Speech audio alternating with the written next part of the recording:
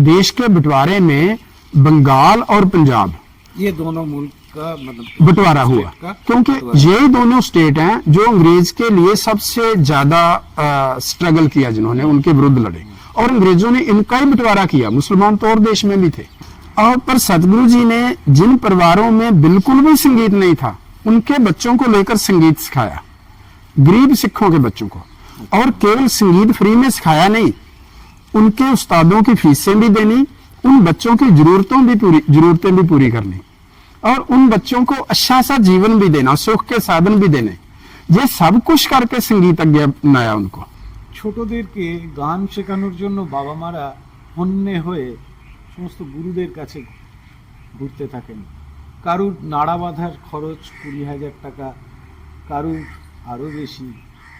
তারা কি আর বলবো, বিভিন্ন চ্যানেলে চ্যানেলে রিয়েলিটি শো, সঙ্গীত যখন পণ্য, আমি এই কথাটা বলছি, সঙ্গীত যখন পণ্য, তখন এই পাঞ্জাবের গ্রামে সঙ্গীতকে নিঃশ্বাস প্রশ্বাসের মতো নেওয়া হচ্ছে, এবং এই পরম্পরাটা চলে আসছে প্রায় 100 বছরেরও বেশি সময় ধরে।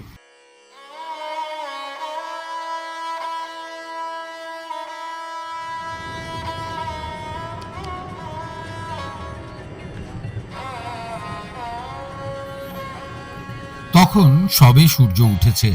চণ্ডীগড় হাইওয়ের ধারে গমের ক্ষেতে টাটকা শিশির বিন্দু বিন্দু জমে হীরের ঝিলিক দিচ্ছে।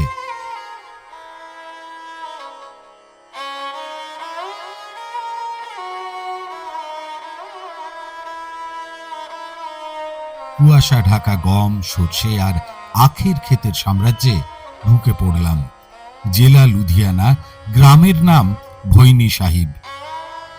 এই গ্রাম ভারতের সাংগীতিক মানচিত্রে খুবই পরিচিত, উল্লেখযোগ্য। স্বাধীনতা সংগ্রাম থেকে সঙ্গীত কিংবা জীবনযাপন আর ডিজিটাল ডিটক্সে এই গ্রামের মতো গ্রাম আর দুটি নেই ভূভারতে। চলুন আজ ঘুরে দেখি এক স্বপ্নের মতো জনপদ, যা দেখে মনে আসে দ্বিজেন্দ্রলাল রায়ের সেই লাইনগুলি, এমন দেশটি কোথাও খুঁজে পাবে না তুমি।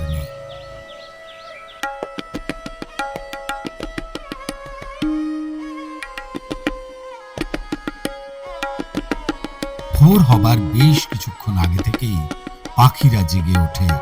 কোকিল, টিয়ার ঝাঁক আর ময়ূরের ডাক, তার সঙ্গে সঙ্গ দেয় সেতার, সরোদ, তানপুরা, দিলরুবা, পাখোয়াজ, তবলা, হারমোনিয়াম আর তারের সানাই। শুরু হয় ভোরের কীর্তন।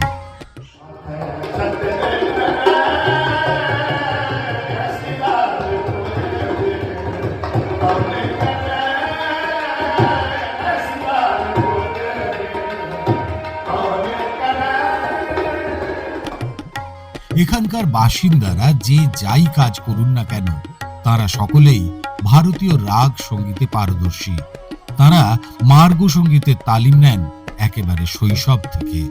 সারা দিন ধরে এখানকার আকাশ, বাতাস আর প্রকৃতি কান পেতে শোনে অন্তত 31টি রাগ। ধর্ম, ভাষা, জাতপাতের অনেক উপরে এখানে স্থান দেওয়া হয় সঙ্গীতকে, আর তার জন্য কঠোরভাবে বজায় রাখা হয় এক নেশামুক্ত সুস্থ পরিবেশ সারা গ্রাম জুড়ে।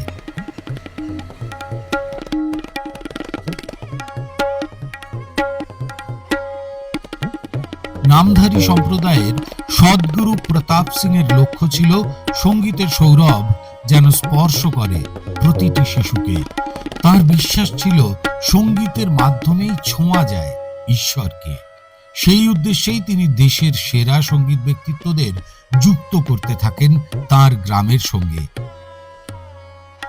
সেই উত্তরাধিকার চলতে থাকে তার পুত্র ও পরবর্তী সদ্গুরু জগজিৎ সিং এর সময়েও। শুরু হয় সঙ্গীত সম্মেলন।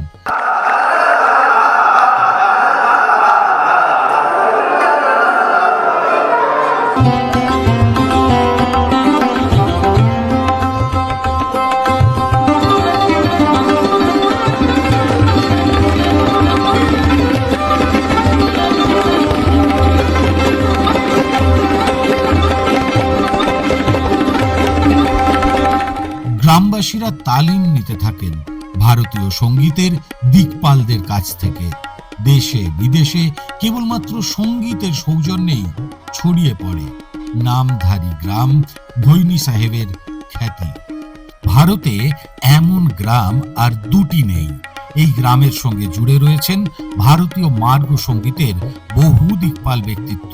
উস্তাদ বিসমিল্লা খান, পণ্ডিত কিশন মহারাজ, উস্তাদ বিলায়েত খান, পণ্ডিত শিব কুমার শর্মা, পণ্ডিত রাজন ও শাহজান মিশ্র, পণ্ডিত যোগেশ শামসি, উস্তাদ জাকির হোসেন, উস্তাদ রশিদ খান, পণ্ডিত অজয় চক্রবর্তী। অতীত ও বর্তমান সময়ে যুক্ত ভৈনী সাহিব সঙ্গীত নগরীর সঙ্গে। ভারতের স্বাধীনতা সংগ্রামে উল্লেখযোগ্য অবদান আছে নামধারী সম্প্রদায়ের। এই গ্রামই ব্রিটিশ রাজশক্তির বিরোধিতায় একসময় উত্তাল হয়েছিল। সেই আন্দোলনের ঢেউ ছড়িয়ে পড়েছিল সমগ্র উত্তর ভারত জুড়ে। একসময় সদ্গুরু জগজিৎ সিং এর সেবক ছিলেন হরপাল সিং। তিনি শ্রী ভৈনী সাহিবের অতীত ও বর্তমান গৌরব গাথার চলমান এনসাইক্লোপিডিয়া। আজকে ওয়ান্ডার ওয়ার্ল্ড বাংলায় আপনারা আমার সঙ্গে চলে এসেছেন লুধিয়ানা জেলায়। আর এতক্ষণ যেটা দেখলেন, আমি এই যে গ্রামটায় এসেছি ভৈনী সাহিব, এবং আমার সঙ্গে রয়েছেন हरपाल सिंह सेवक जी। हरपाल सिंह जी, वंडर वर्ल्ड बंगला हमारा एक बंगाल का एक छोटा सा यूट्यूब चैनल है जी। हम आपके ये गांव के बारे में सुना है कि this is a village of music. Here people, children's and elderly people, they only take music like a man who learns to ride cycle, जैसे कि रोटी का ऊपर घी लगाए जाते हैं। म्यूज़िक ऐसे डेली लाइफ में है। ये विलेज का बारे में, नामधारी जो सिख संप्रदाय का बारे में हम लोग को कुछ क्यों ऐसा है ये विलेज? नंदनपाल जी, मैं आपको बताना चाहता हूँ कि ये भैनी साहब गांव,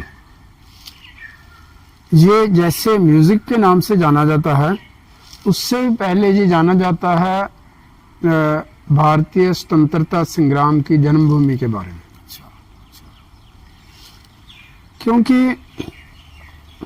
जो हमारे नामधारी कम्युनिटी है, नामधारी सिख है, ये सिख संप्रदाय की, सिख समाज की एक शाखा है। अच्छा। जैसे किसी भी धर्म में अलग अलग से रूप होते हैं, संप्रदाय होते हैं। और हम नामधारी जो गुरु नानक से ट्रेडिशन चल रही थी, उसको शुद्ध स्वरूप में समझते हैं कि हम उसको संभाल रहे हैं, उसकी वेशभूषा भी और उनका जीवन शैली भी। जैसे जो सिख रिलीजन है, वो सिख गुरुओं के माध्यम से, उनके हुक्म से पूरी तरह से शाकाहारी है। अच्छा। पूरी तरह से सिख फिलॉसफी जो है, वो किसी भी जीव को दुख देने के लिए नहीं मानती। वो सब पर दया करनी चाहती है। और किसी भी किस्म का जो नशा है, यहाँ तक कि हमारे गुरु नानक देव जी जो हुए पहले गुरु सिख धर्म के, एक्चुअली उन्होंने एक अलग से धर्म नहीं शुरू किया। उन्होंने जो सनातन परंपरा थी, सनातन परंपरा हम कहते हैं जो आज युगों से ऋषियों मुनियों से चल रही थी, आफ्टर वेद, या इंडियन जो धर्म, इंडियन धर्म है जो, तो उन्होंने उसी परंपरा को शुद्ध रूप में स्थापित किया। और उन्होंने यहाँ तक लिखा है कि काल खाए किश हत्था दे, नानक राह पछाणै से। इससे पहली एक तुक में कहते हैं, मैं आपको ब्रीफली आप जो ये बोले इनका, हाँ मैं मीनिंग बताऊंगा। मैं आपको ब्रीफली पहले तो सिख फिलॉसफी के बारे में, उसके बाद सिख फिलॉसफी को अडॉप्ट किया नामधारियों में ने, और नामधारियों ने इस गांव से क्या किया ये ब्रीफ से बताऊंगा। हाँ, तो गुरु नानक देव ने कहा कि गुर पीर सदाए मंगन जाए, ताके मूल ना लगिया पाए। जो गुरु पीर होकर भी मांग कर खाता है, उसके सेवक ना बनो, उसके चरणों में ना लगो। अच्छा। हम्म? अगली बात में क्लियर करते हैं, काल खाए कि शहत्था हो दे, अपनी मेहनत से कमाई करे, अच्छा। उससे भी कुछ दान करे, नानक राह पहचाना से वो भगवान के रास्ते को पहचान सकेगा।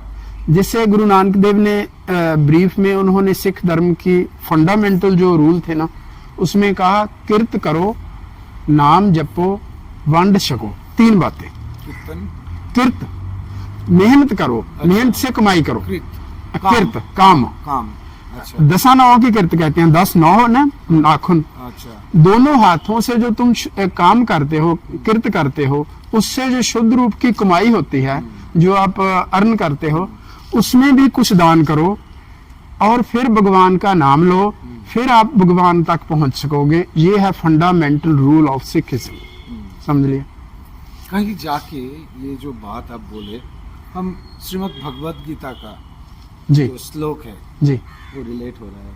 আপনারা বুঝতে পারছেন আমি এই গ্রামটায় যখন এসেছি, মানে যেটা যেটা বলতে গিয়ে ভাগবত গীতার কথাটা বললাম, কোথাও গিয়ে ধর্মীয় বিভেদ নয়, সমস্ত ধর্ম, सारे जो रिलीजियंस है, somewhere they are at one point. Okay. এই তো বাত। আমি যখন এই গ্রামটায় ঢুকলাম, কিছু কিছু জিনিস আমাকে মানে কি বলবো আকর্ষিত করলো। আজকের দিনেও দাঁড়িয়ে এই গ্রামটা কোনো রকম নেশা নেই, মানে নেশা বর্জিত একটা গ্রাম, যেখানে শুধুমাত্র মানুষ সঙ্গীতের নেশা করেন। ये गांव नशा वर्जित है। जी music is the only culture over here and digital, अभी अभी जो डिजिटल जमाना है, यहाँ का जो बच्चे लोग हैं, हमने सुना कि वो लोग खेल कूद में है, म्यूजिक में है, रील्स देखते नहीं है यहाँ का बच्चे लोग। जी ये कितना कैसे आप लोग ये मेंटेन किए? मैं जल्दी से इस बात पर आता हूँ। और एक तो आपको फंडामेंटल बता दिया गुरु नानक की फिलॉसफी, और जो आपने कहा कि सभी धर्मों का एक ही निशाना है। रब में देखें तो एक जगह ही जुड़े हुए हैं। असल में धर्म शब्द तो एक ही है और भगवान भी एक है। अगर भगवान एक है जिसने सारी सृष्टि की, सारे ब्रह्मांड की रचना की है, तो धर्म भी एक ही होगा। उसके अलग अलग से बाहरी स्वरूप हो सकते हैं। गुरु गोबिंद सिंह जी ने कहा, मानस की जात सदा एक है पहचान वो, मनुष्य की जात को एक ही समझो। अलग अलग देशों के देश हो सकते हैं। और एक दूसरी बात जो गुरु नानक ने कही, उन्होंने कहा कि जित खादा तन पीड़िया, मन में चला विकार, बाबा होर खाना खुशी खुआर। कुछ भी वो भोजन लेते हैं, कुछ खाने या पीने का जो कुछ भी है, जो आपके शरीर को बीमार करता है और आपके मन को अपवित्र करता है, या मन में मंद विचार आते हैं, बुरे विचार आते हैं, वो आपके लिए ठीक नहीं है। इसमें सभी कुछ आ जाता है, सभी नशे आ जाएंगे, सभी वो किसी पशु को, किसी पंक्षी को मारकर खाना है, तो किसी की हत्या इतनी क्रूरता से होने के बाद हम जो भोजन लेंगे वो हमारे मन को शांत नहीं रहने देगा। ये दोनों बातें आ गई। ना तो नशा ले सकते हैं गुरु नानक फिलॉसफी में, और इसी फिलॉसफी को जब सिख राज था, तो सिख जब थोड़ा नशे में चले गए, थोड़ा राजमद में आकर धर्म से दूर चले गए, तो सतगुरु राम सिंह जो हैं, जो नामदारी कम्युनिटी के फाउंडर हैं, वो महाराजा रणजीत सिंह की फौज में भी रहे। वो इस गांव के साधारण बढ़ई के घर उनका प्रकाश हुआ। एक साधारण परिवार में थे। उन्होंने अपने पिता के साथ बढ़ई का काम भी किया, उन्होंने खेती भी की, वो फौज में भी रहे, उन्होंने व्यापार भी किया। सब कुछ करने के बाद भी उन्होंने देखा कि इतना बड़ा सिख साम्राज्य है, खत्म क्यों हुआ? क्योंकि उनमें नैतिकता नहीं रही, उनमें आचरण नहीं रहा, उनमें धर्म नहीं रहा, उनमें गुरु नानक और गुरु गोबिंद सिंह की जो फिलॉसफी थी उससे दूर हो गए, इसलिए ये राज्य समाप्त हुआ। तो सतगुरु राम सिंह ने सबसे पहले देश को आजाद करने के लिए उन्होंने 1857, जब 1857 का गदर हुआ भारत में, वो हुआ मई में, और उससे भी करीब 1 महीने से कुछ दिन पहले 12 अप्रैल 1857 को श्री बहनी साहब से उन्होंने स्वतंत्रता संग्राम की प्रारंभता की, और की उन्होंने सफेद तिकोना फ्लैग जलाकर। अच्छा। तिकोना है आगे बढ़ने का प्रतीक और सफेद है शांति का प्रतीक। उन्होंने कहा कि हम अंग्रेजों के भी दुश्मन नहीं है, वो अपने घर खुशी से रहें, हम अपने घर रहें, कोई किसी पर जुल्म ना करे, कोई किसी को बंदी ना बनाकर रखे, कोई किसी का शोषण ना करे, किसी को कोई लूटे ना। और सदगुरु राम सिंह जी ने जो 1857 से यहाँ से आजादी संग्राम शुरू किया, उस समय सदगुरु जी के पास थोड़े से सिख थे। उसके बाद जो सिख फौज के बहुत से सिख थे जिनको एक तकलीफ थी, वो भी सदगुरु जी से मिलने शुरू हुए, अलग अलग संप्रदायों से सदगुरु जी के संपर्क में आने में शुरू हुए। और शहीद भगत सिंह जी ने मैं आपको वो भी हिंदी में आर्टिकल है वो दूंगा, 1928 में उन्होंने एक आर्टिकल लिखा, महारथी मैगजीन छपता था, प्रकाशित होता था दिल्ली से। उसमें 2 किस्तों में नामधारियों के बारे में लिखा। उसमें भी उन्होंने सदगुरु राम सिंह जी के बारे में, कुका मूवमेंट के बारे में लिखा कि ये भारत की पहली मूवमेंट है और एक जिन्होंने सभी मूवमेंट्स को प्रेरित किया। और 1857 के गदर में वो अंग्रेजों ने बुरी तरह उसे कुचल दिया, और जिस ढंग से हथियारों से लड़ाई करके हम भारतीय पहले उनसे हारे थे, दोबारा उसी तरह हम उनसे हारे। यही हुआ ना। और सदगुरु राम सिंह जी ने देखा जी ये व्यापारी लोग हैं और ये व्यापार करके हमसे ही लाभ लेकर हमारी ही गुलामी की जंजीरों को जकड़ रहे हैं हमें। और उन्होंने देखा कि अब इनसे लड़ने के लिए कुछ ढंग और अपनाना पड़ेगा हथियारों के बिना। और एनसाइक्लोपीडिया ब्रिटानिका में भी लिखा है, गुरु Ram Singh Sikh philosopher, reformer and the first Indian to use non-cooperation and boycott of British merchandise and services as a political weapon। वो जो नॉन कोऑपरेशन मूवमेंट हुआ था इसी गांव से सदगुरु राम सिंह जी ने शुरू किया। এই যে আমি এখন ভাইনি সাহেব গ্রামটাতে বসে আছি, মানে আপনারা ভিডিওটা দেখছেন, আমার এখন কোথাও একটা গায়ে কাঁটা দিচ্ছে। এখান থেকে ওই অসহযোগ আন্দোলনের মানে পীঠস্থান আমাদের বাংলাতেও যেমন হয়েছে, গোটা ভারত আর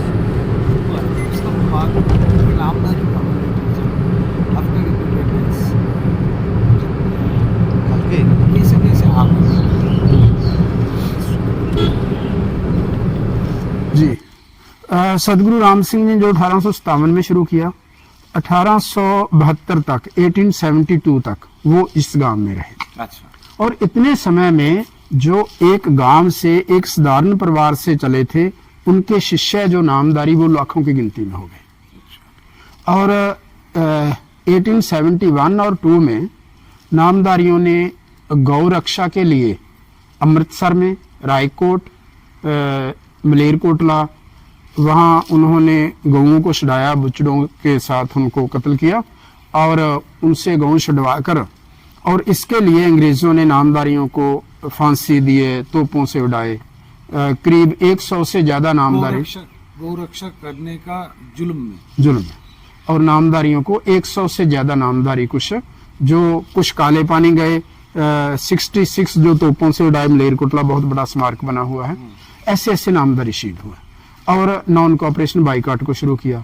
सदगुरु राम सिंह जी ने विदेशों से संपर्क किया, रशिया तक संपर्क किया कि आप हमारी सहायता करो और अंग्रेजों को निकाला जाए। और इसलिए सदगुरु राम सिंह जी को उन्होंने जलावतन कर दिया। यहाँ से इलाहाबाद लेकर गए, प्रयागराज 2 महीने करीब वहाँ रखा, फिर कलकत्ता से रंगून ले गए, जहाँ बहादुर शाह जफर को रखा था वहाँ रखा। और उसके बाद सदगुरु राम सिंह जी के छोटे भाई सदगुरु हरि सिंह जी यहाँ रहे और करीब 50 वर्ष 51 वर्ष तक बैनी साहब में अंग्रेजों की पुलिस चौकी स्थापित रही। अच्छा। और हर एक नामधारी को रोजाना के पहले 5 फिर 10 आदमी आ सकते थे, इससे ज्यादा नहीं आ सकते। पूरी की पूरी नामधारी कम्युनिटी को जुराइम पेशा करार दे दिया गया। हर गांव से दूसरे गांव जाना है तो बताकर जाना पड़ेगा। ऐसे ऐसे बंधनों में नामधारी को रहना पड़ा। परंतु 20वीं सदी में जब बहुत सी मूवमेंट्स उठी आजादी के लिए, नामधारियों ने सबको सहयोग दिया। देश आजाद होने का समय आया। उस समय सदगुरु प्रताप सिंह जी थे हमारे, सदगुरु राम सिंह जी के छोटे भाई के साहबजादे। उनका बड़ा कंट्रीब्यूशन है देश की आज़ादी के लिए और देश का पुनर्स्थापना के लिए। और उस समय के जो नेशनल लीडर थे उनके साथ बहुत सहयोग रहा। और सदगुरु जी महात्मा गांधी जी को मिले, उनको कहा थोड़ा करीब 1 साल पहले कि ऐसा लग रहा है जैसे देश का बंटवारा ना हो जाए, और अगर दंगे होते हैं तो हमारे पास अपने बचाव का क्या साधन है।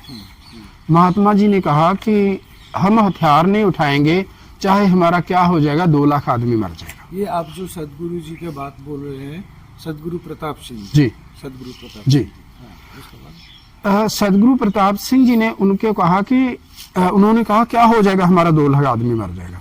सदगुरु जी ने कहा उनके पास 2 लड़कियां बैठी थी, जब इनकी इज्जत को भी हाथ डालेगा फिर भी हम कहेंगे कोई बात नहीं। हाँ कहते फिर तो सोचना पड़ेगा, पर सोचा कुछ नहीं, कुछ प्रबंध नहीं किया। और देश के बंटवारे में बंगाल और पंजाब ये दोनों मुल्क का मतलब बंटवारा हुआ, क्योंकि यही दोनों स्टेट हैं जो अंग्रेज के लिए सबसे ज्यादा स्ट्रगल किया, जिन्होंने उनके विरुद्ध लड़े। और अंग्रेजों ने इनका ही बंटवारा किया, मुसलमान तो और देश में भी थे। और हमारे नेशनल जो लीडर थे उन्होंने ये होने दिया। और करीब उस समय 80 लाख की माइग्रेशन हुई, 10 लाख लोग मरे और करोड़ों का नुकसान हुआ। और सदगुरु जी ने आजादी से करीब देश के बंटवारे से 8-9 महीने पहले कह दिया कि सिखों हिंदुओं को कहा कि पश्चिमी पंजाब से इधर आ जाओ, रावी पार कर जाओ। हमारे बहुत से नामदारी पहले भी आ गए। और जीवननगर डिस्ट्रिक्ट सिरसा हरियाणा में एक इलाका है, वहां सदगुरु जी ने हजारों एकड़ जमीन पहले खरीद कर सिखों को उधर बसाया और 2000 एकड़ सदगुरु जी ने सिखों को जमीन दी। देश आजाद हुआ। उनका भी बहुत सा समय तो स्ट्रगल में बीता, परंतु फिर भी उन्होंने उस समय जो पुरातन रीतें थी संगीत की, उनको उन्होंने संभाला। बैनी सर ने रबाबियों को बुलाकर उनसे सीखा, अपने शिष्यों को सिखवाया और संगीत सम्मेलन किए सदगुरु प्रताप सिंह जी ने। उस समय के शास्त्रीय संगीत के जो संगीतज्ञ थे वो भी बैनी साहब आते रहते थे और उनसे यहाँ संगीत सभाएं होती थी। पर जब सदगुरु जगजीत सिंह जी का समय आया 1959 के बाद, और उन्होंने संगीत के बारे में बहुत कुछ किया। वो आप बहुत बड़े संगीतकार थे और उनकी एक डॉक्यूमेंट्री है संगीत स्वरूप सदगुरु, यूट्यूब पर पड़ी है। वो करीब 4.5 घंटे की डॉक्यूमेंट्री है। वो आप देखेंगे तो उसमें सदगुरु जी के बारे में और इस समय के शास्त्रीय संगीत के भारत के जितने भी संगीतज्ञ हैं, उनका सदगुरु जी के बारे में जो जो उनके कमेंट्स हैं और जैसे सदगुरु जी ने संगीत को प्रमोट किया, वो सब कुछ आपको उसमें मिलेगा।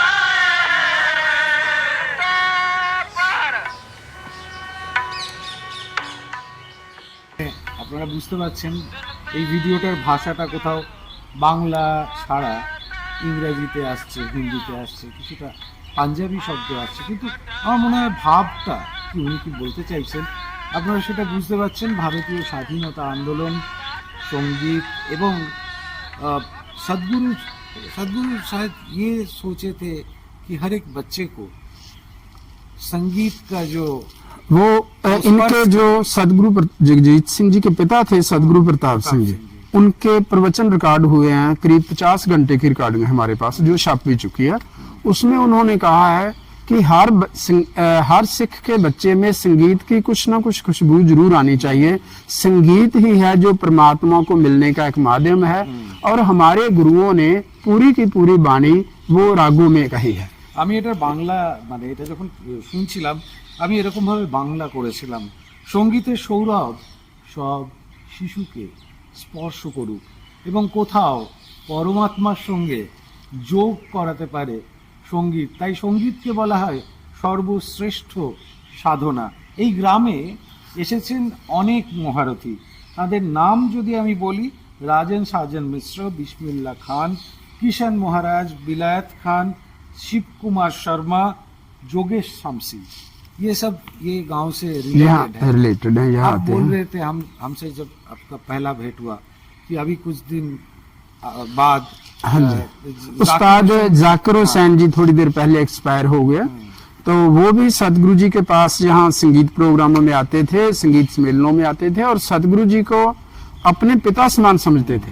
जब उनके पिता उस्ताद अल्लाह रखा साहब एक्सपायर हो गए, तो सतगुरु जी ने उनको फोन कर कर कहा, घबराना नहीं, मैं आपके उस स्थान पर बैठा हूं और मुझे आप अपना पिता ही समझो, तुम मेरे बच्चे हो और धैर्य रखना। और वो सतगुरु जी को अपने पिता समान मानते थे।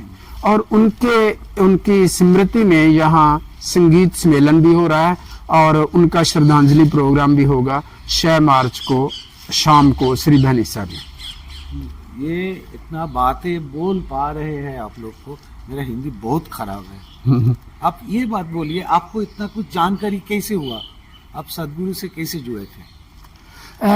मेरा तो जन्म नामधारी प्रभाव में हुआ, परंतु मैं क्योंकि सदगुरु जगजीत सिंह जी की उनकी हजूरी सेवा में उनके पर्सनल अटेंडेंट के तौर पर 24 वर्ष रहा हूँ, और सदगुरु जी के चरणों में रहने से तो थोड़ा सा भी कोई 2-4% भी ग्रहण कर लिया हो तो वो बहुत बड़ा होता है।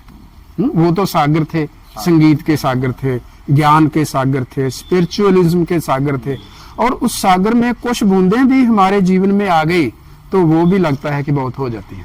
यहाँ पे जो बच्चे लोग संगीत सीखते हैं, ये इसके लिए क्या उन लोग को कोई इज इट पेएबल और इज इट फ्री? केवल फ्री नहीं, सदगुरु जी ने जिन बच्चों को संगीत की दात दी, वो परिवार हैं आमतौर पर संगीत घरानों में होता है। अच्छा। जिस परिवार में संगीत होगा उनके बच्चे बड़े संगीतज्ञ होंगे। और पर सदगुरु जी ने जिन परिवारों में बिल्कुल भी संगीत नहीं था, उनके बच्चों को लेकर संगीत सिखाया, गरीब सिखों के बच्चों को। और केवल संगीत फ्री में सिखाया नहीं, उनके उस्तादों की फीसें भी देनी, उन बच्चों की जरूरतें भी पूरी करनी, और उन बच्चों को अच्छा सा जीवन भी देना, सुख के साधन भी देने।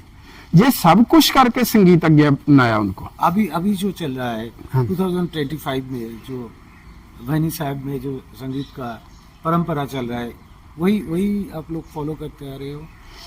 वही जो सदगुरु जगजीत सिंह जी ने, जिसको बहुत भारतवर्ष में शास्त्रीय संगीत और गुरमत संगीत हम कहते हैं, जो गुरबानी को रागों में गाया जाता है, वो गुरमत संगीत है। शास्त्रीय संगीत है जो क्लासिकल म्यूजिक है। और ये दोनों अलग अलग आपो अपने फील्ड में थे, और सदगुरु जगजीत सिंह जी इनमें एक ब्रिज बन गए। शास्त्रीय संगीत की वनगी जैसे सितार है, सरोद है, बांसुरी है, संतूर वादन है, सबको गुरमत संगीत में ले आए।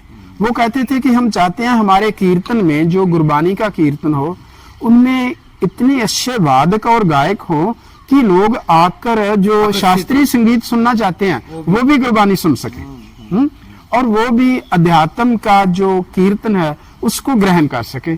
इसलिए उन्होंने शास्त्रीय संगीत की वनगी को इधर लेकर आए।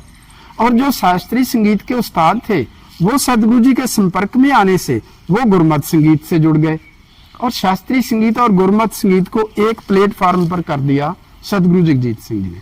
और सदगुरु जगजीत सिंह जी के बाद सदगुरु उदय सिंह जी हैं जो अब वो उसी परंपरा को उसी तरह आगे चला रहे हैं। और हमारे यहाँ बहुत संगीतकार उस्ताद हैं, वो यहाँ आकर सिखाते हैं, और जो अच्छे उनमें से लड़के होते हैं उनको हायर एजुकेशन संगीत के लिए उनको शेष उस्तादों के पास भेजा जाता है और उनके पास जो जाकर वो सीखते हैं। और बहुत बड़े सदगुरु जगजीत सिंह जी ने तो बहुत बच्चों को सिखाया, पर परंतु एक पात्र होता है जिसमें वो ज्यादा वस्तु पढ़ सकती है। वो बलवंत सिंह एक वो पात्र हैं जिनमें सदगुरु जगजीत सिंह जी ने उनके हृदय में, उनकी बुद्धि में सदगुरु जी ने अपना पूरा संगीत समेटने की कोशिश की। और आज के दिनों में हमारे गुरमत संगीत में वो शिखर पर है।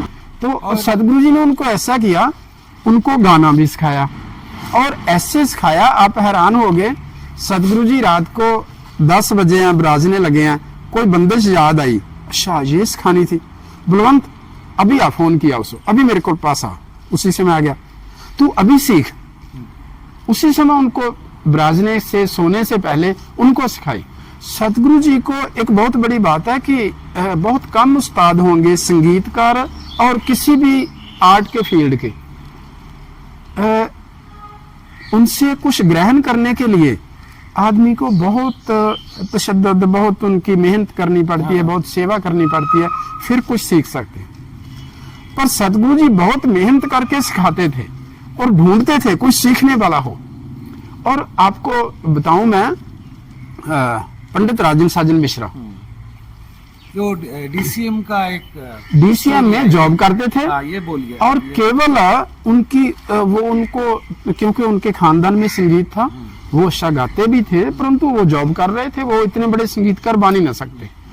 और उनके पिता के साथ वो एक बार सतगुरु जी के संपर्क में आए। सतगुरु जी ने थोड़ा सुना, सतगुरु जी ने सुना तो उन्होंने कहा इतना अच्छा सुर है इनका, इतनी अच्छी लय है, इतनी अच्छी ताल में वे प्रपक्व हैं। तो सतगुरु जी ने कहा तो आप क्या करते हैं? जी हम तो वहाँ एक क्लरिकल जॉब कर रहे हैं डीसीएम में। कितनी निकाल लेते हैं? 400 रुपया उन दिनों। अच्छा सिर्फ 400 रुपया? अब ऐसे करो जॉब छोड़ दो, आपको उससे ज्यादा मैं दूंगा और भी जरूरत है मैं दूंगा, हर महीने आपको पैसे पहुंच जाएंगे, आप केवल रियाज करो, आप तो इतने बड़े संगीतकार बन सकते हैं, आप सिर्फ एक क्लरिकल जॉब करेंगे, ये अच्छा नहीं है। नौकरी छुड़वाकर नहीं, उनको कहा कि आप रियाज करो और जिन जिन से भी सीखना है आप गान सीखो।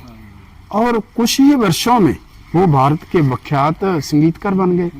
और ऐसे केवल नामधारी नहीं, जो भी चाहे कोई मुसलमान है चाहे कोई हिंदू है, जो भी सतगुरु जी के संपर्क में आया और सतगुरु जी ने देखा कि ये बहुत अच्छा संगीत सीख सकता है, सतगुरु जी ने उसे जिस भी उस्ताद के पास भेजना पड़ा उसकी फीस भी दी और उसको सिखाया भी। मतलब वो जो टैलेंट है उनको नरिश किया, उनको नरिश किया। মানে আপনি ভাবুন, আপনি আমাদের বাংলায়, কলকাতায় বা অন্যান্য শহরে ছোটদেরকে গান শেখানোর জন্য বাবা মারা হন্যে হয়ে সমস্ত গুরুদের কাছে ঘুরতে থাকেন। কারুর নাড়া বাঁধার খরচ 20,000 টাকা, কারুর আরও বেশি।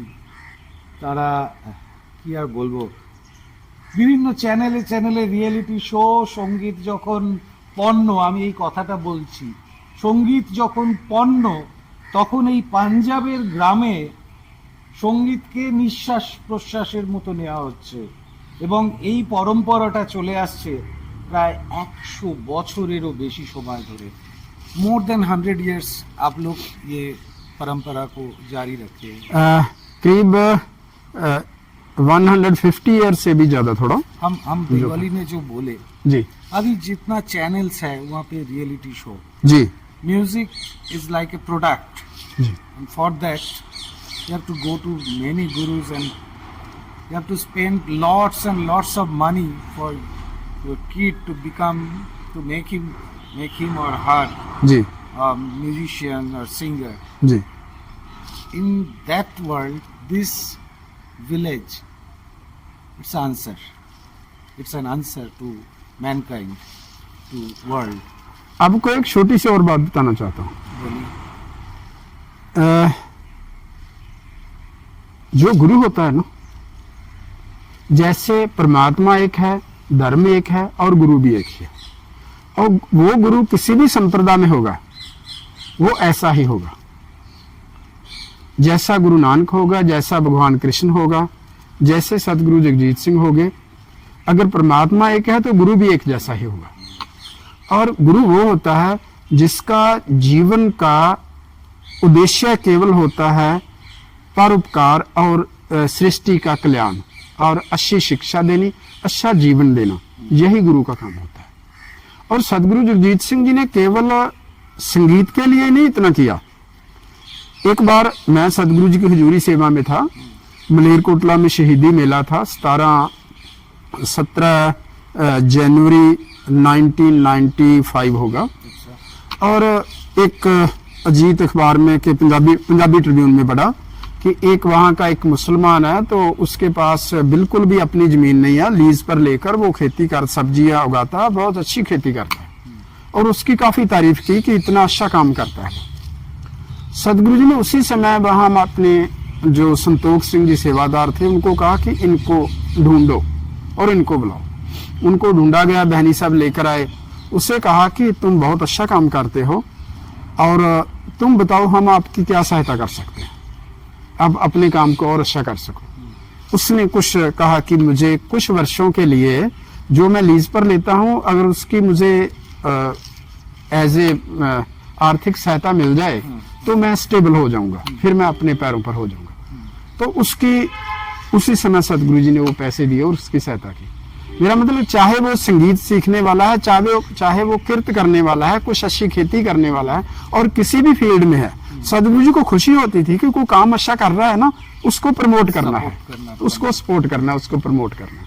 और इसी तरह सदगुरु जी ने श्री भैनी साहब को एक संगीत की वो नगरी बना दिया, जिससे एक बहुत बड़े हुमायूं कबीर जी हुए हैं हिस्टोरियन।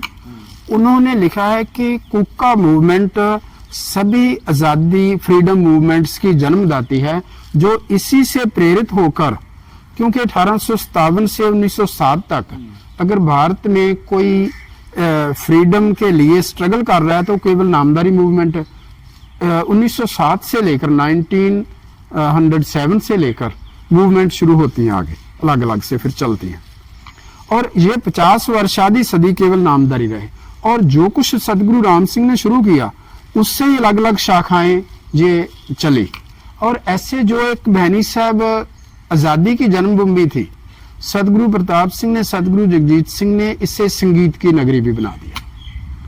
और ये वो हमारे पद्मश्री हुए हैं सुरजीत पात्र जी, एक पंजाबी के बहुत बड़े पोएट हुए हैं, और उन्होंने पीछे ही वो एक्सपायर हो गए करीब 1 वर्ष पहले, 1-1.5 वर्ष पहले। उन्होंने इस नगरी के बारे में कहा है कि जिथे हरदम सरगम गूंजे हरगम दए निवार, पत्ता पत्ता सुर लगता है, ये दरबार सदा सजदा है। वो कहते हैं कि यहाँ के तो रुख वृक्ष भी। आप अब जो बात बोले ना जी, इसका लैंग्वेज समझ में आ रहा है, इतना ये लूसिड है। वो आप बोलिए। ठीक है। तो उन्होंने इस नगरी के बारे में जो कहा ना, उन्होंने कहा कि इस नगरी का तो हर एक वृक्ष का जो पत्थर भी हैं वो भी एक सुरों की तरह लगते हैं। यहाँ की तो पौन भी गा रहे हैं, यहाँ का तो पूरा का पूरा वातावरण ही संगीतकारी है, संगीतमय है। और इस संगीतमय वातावरण में जिथे हरदम सरगम गूंजे हर गम दए निवार, जहाँ हर समय सरगम गूंजती है, और वो सरगम है जो हमारे हर सब दुख को निवृत्त कर देती है। ये श्री भैनी साहब की नगरी है। आप अपना समय हम लोग के साथ बिताए। आपके मिलने से अच्छा लगा, परंतु आपके जो देखने वाले हैं वो शायद ज्यादा बंगाली हैं, तो हिंदी पता नहीं समझ सकेंगे। अभी ये जो डिजिटल मीडियम है, आपको भी पता है, ये खाली एक जियोग्राफी में बांधे हुए नहीं है। जी जी, वर्ल्ड वाइड है। जी जी। তো আমরা এই ধরনের ঘটনাগুলো, এই ধরনের গল্পগুলো অজানাই থেকে যায়। আপনি ডিজিটাল মিডিয়ামে যত রিলস দেখেন, যত ব্রেকিং নিউজ দেখেন, এই ধরনের খবরগুলো আসে না যে একটা গ্রাম তার ইতিহাস, স্বাধীনতা সংগ্রাম থেকে শুরু করে এই গ্রামে এখনো, গ্রাম কেন বলছি, এই সঙ্গীত নগরী এখনো সেই পরম্পরাটাকে ধরে নিয়ে চলেছে। मैं लास्ट में एक ब्रीफ में बात कहना चाहूँगा जो सुन रहे हैं, जो देख रहे हैं उनके लिए। कि हमारे सिख धर्म के बहुत बड़े फिलासफर हुए भाई गुरदास जी, उन्होंने कहा, काहू की संगत मिल जीवन मुक्त होए, काहू की संगत मिल जमपुर जात है। एक संगति है जिससे मिलकर आप जीवन मुक्त हो सकते हैं, और एक संगति है जिसमें मिलकर आप नरकों के बागी हो सकते हैं। ऐसे ही आज का सोशल मीडिया है। सोशल मीडिया पर हम बहुत बुरा भी देख सकते हैं, परंतु इसी सोशल मीडिया पर हम अपने जीवन, अच्छा जीवन बनाने के लिए बहुत कुछ अच्छा देखकर अपने जीवन को अच्छा बना सकते हैं, और अपने समाज के लिए, अपने देश के लिए, पूरी मानवता के लिए, पूरे विश्व के लिए, और इस अपनी धरती के लिए, जो इस ब्रह्मांड में केवल एक खसखस के दाने के बराबर है, छोटा मतलब उससे भी इतनी छोटी है। और यहाँ पर ही हम जीव जंतु, पशु पक्षी और रुख वृक्ष रह रहे हैं, और इस पृथ्वी को बचाने के लिए तभी बचा सकेंगे जब हम एक अच्छे इंसान बनेंगे, परमात्मा से जुड़कर, और केवल मनुष्यों को ही नहीं, सभी जाति के मनुष्यों को, सभी धर्मों के मनुष्यों को, सभी जीव जंतुओं को, सभी पेड़ पौधों को, और पूरी की पूरी कायनात को अपने बहन भाई समझकर, और इसको हम प्रेम करेंगे और संगीत से जुड़ेंगे, परमात्मा से जुड़ेंगे, और एक अच्छा जीवन अपना बनाकर लोगों को एक अच्छा मार्ग दे सकेंगे। इन्हीं शब्दों से मैं आप सभी श्रोताओं का बहुत बहुत धन्यवाद करता हूँ। ভারতীয় হকি দলের প্রাক্তন অধিনায়ক সরদারা সিং, ভারতীয় হকির হরপাল সিং ও জসবীর সিং এই গ্রামের ভূমিপুত্র। ভারতীয় ফুটবলে নিজেদের স্বাক্ষর বহন করছে এই গ্রামের দল নামধারী এফসি।